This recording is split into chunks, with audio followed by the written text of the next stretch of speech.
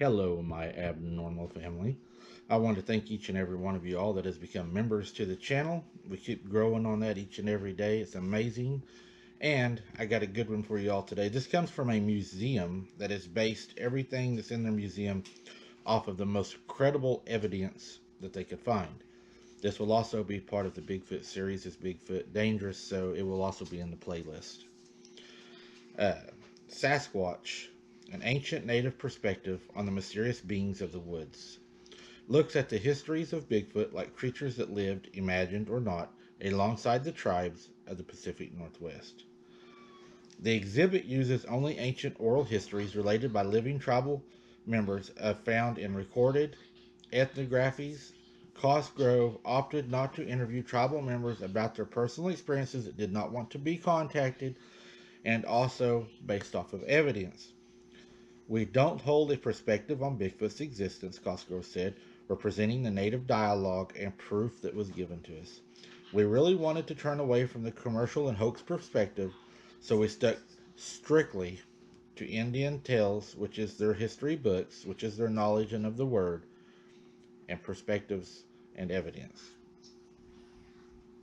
I think a lot of y'all's really going to like this one. They have these deep oral histories, Cosgrove said, of the local tribes. I'm amongst the how to fish, inheritance patterns, come up stories about these beings that are not human and not animal, Cosgrove said. There is a marked commonality up and down the coast about what is said and what is understood about these beings. The mountains live many giants who look almost the same as humans. Remember, Bob Pope told anthropologist Ronald Olson in 1925, they are great thieves. There you go, the thieves. Some come around our village at night and they borrow harpoons, a drift net, but usually return them before morning. It's just not Sasquatch in the exhibit, though most seem to fit that archetype. The creature vary in size, habitat, and personality traits. Some live in the woods, others in the water, and others use the air. And they describe the differences. I think y'all will enjoy this. They are all one tribe, is what the Indians said, and this is from all tribes they spoke to. But some had different tasks, different jobs.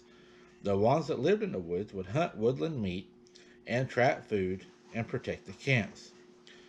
Now, this is a part that really interested me.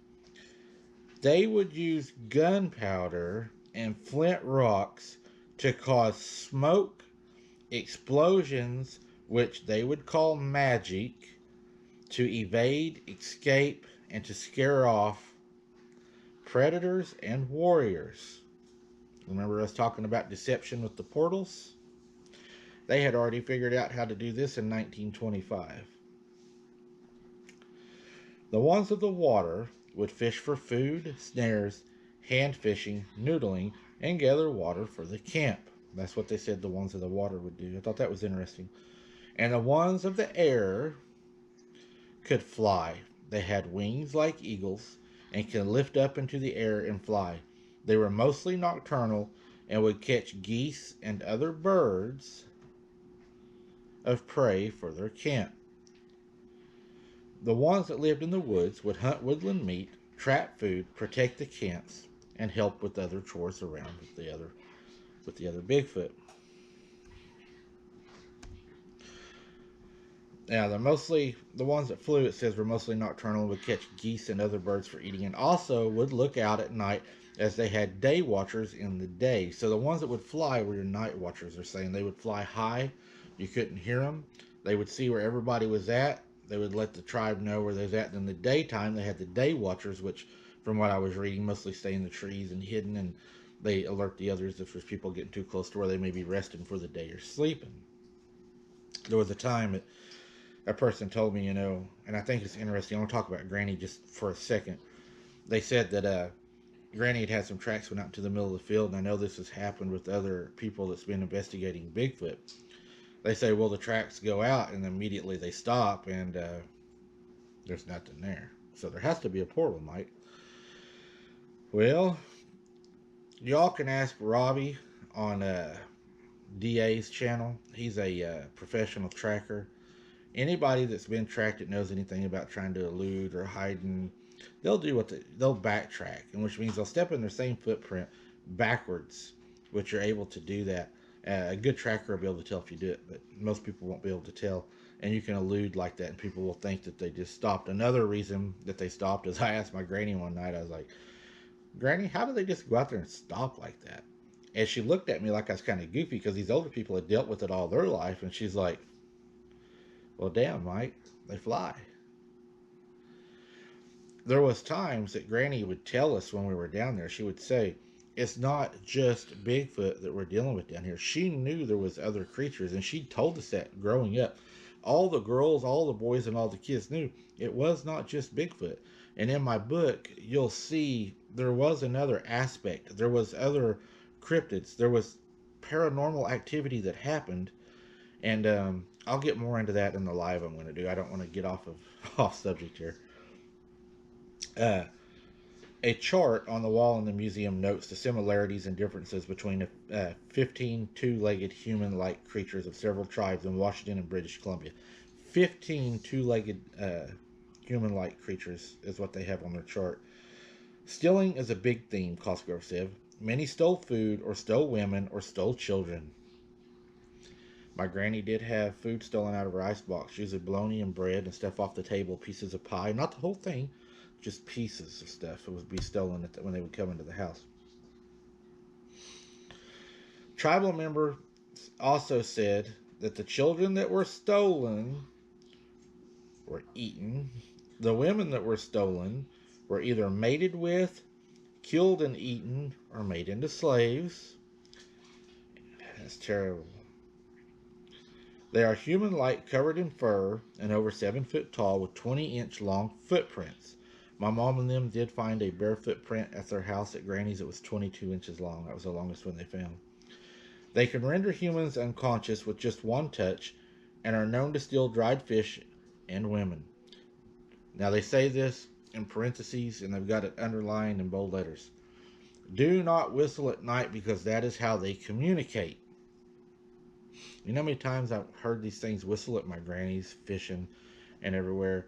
We know they whistle, so they're already telling us this also back then. So they're telling you do not whistle, as that does attract them. Slapu Ann Jack, a Muckleshoot woman born in the 1840s, told Auburn anthropologist Arthur Ballard about Slapu, a hairy ogress that was also called the Snail Woman. She too was a stealer of children. They later on go to explain that the Snail Woman, or the Slapu, is actually a female sasquatch, and she would steal children. And they said that she wouldn't necessarily eat the children, she would care for the children, but she was a sasquatch that had been kicked from the tribe because she was infertile, unable to have children, so she would steal human children and try to foster them as her own child to be accepted back into the tribe. And that may answer some questions to us, as why are some of the kids took. Maybe it is by some of these that have been exiled that are trying to get back, and then we find the kids so far away that are fine. The little boy at the Barrett took care of him, it fed him. I mean, there has been cases where they've been taken and not killing, and maybe that answers some of the questions. Maybe that's why, is they do take them and then they find out, well, they're not going to accept it anyways because it's not one of ours, so they just return it. Never had the intent of hurting it. And I think that's a good theory. I think y'all will enjoy that one. Ella George said her grandmother was a small girl, and she was living in the mouth of the, I hope I don't kill this word too much, Duwamish River, when wild men entered their home one night, and they got that in parentheses, Bigfoot, to steal fish. Her family caught one and kept him. Their family actually caught one of these and kept him. They said he was a very small wild man, different looking Sasquatch. He used to go hunting. Now this is after they caught him. He used to go hunting, and in a short time he would come back with a deer with his neck broken. Sounds familiar. Even though he didn't have any weapons. The people kept him for a while, and then they let him go. After that, they would find a deer or two with broken necks lying on the front of their door in the morning. Then, when they would hang dried fish outside, and the wild men would take it at night. So after that, they never had to worry about the wild men coming back to rob them. They had a gifting, that's what's going on.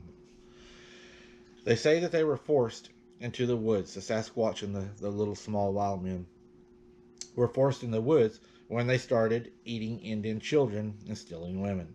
Tribes started hunting them, and with black powder and trading with the white men and the trappers, the Sasquatch were no match for the guns and retreated deep into the woods where rifles were not as deadly as in open ground, and used the trees for coverage against the rifles. They also lived in burrows and underground where they are today. And that reminds me of a question that was brought up to me the other day. When people start talking about portals and these creatures having limitations and everything, I would go as far as to say these creatures do not have a supernatural limitation, but they're saying right here, they're already telling you in 1925 and up till, I guess, previous at this museum, that these creatures, after they started getting hunted with black powder, they were no match for it. They were getting shot in the open plains at distance and killed and dropped, and they they're a smart, intelligent creature. They admit that they're very intelligent. They even made Dakota fires, and were even known to make fire and cook. They're using gunpowder with flint rock to make sparks and fire and smoke to disappear, and they're calling it magic, just like a magician would. It's all deception. It's still deception. And the thing is, whenever the dog men see me and the boys that day, and everybody says, "Well, I think they're held by the supernatural power. They can't cross the woodland." I don't think it's that. I think it was the same thing that day. I had my weapon on me. They could smell the gunpowder, or they could see it. Their hearing and seeing is probably a lot better than ours, and they knew that I had a weapon. And they're saying right here they used the trees for cover against guns. And if you're looking into the dense trees, if something's in those trees and moving, they've got a lot of coverage that you can't hit them. But if you're out in the open, which they would have been exposed into the open, it would have been a lot easier for me to make shots on them and be able to kill them. And they know this. That is why I believe that once you make it to the opening and you have a weapon, they're not going to pursue you into the opening, because they know, hey, once we go into that opening, that boomstick he's got, he's going to start killing us. But as long as we're in the woods and we can climb trees, hide behind bushes, and our element, then you're in trouble. And I think that's what it is. That's just my theory. I'm not pushing it on anybody. I respect each and every one of y'all's opinions. You know that. That's what our channel is based on, is everybody's opinions. That's how we learn, is by sharing ideas and theories. And that's just one of my theories. Hey guys, I appreciate each and every one of you watching this. I hope you like this series so far. I've really enjoyed it. I got some more coming out on it. And I just appreciate y'all being here. And until next time, guys, keep your head on a swivel. Be safe when you go into the woods. Summertime's coming up. Watch your kids. Keep them close. Shrubbery's going to start blooming out and be a lot more camouflage. And just watch out for your family. Have a good time in the woods. And until next time, don't be something's dinner.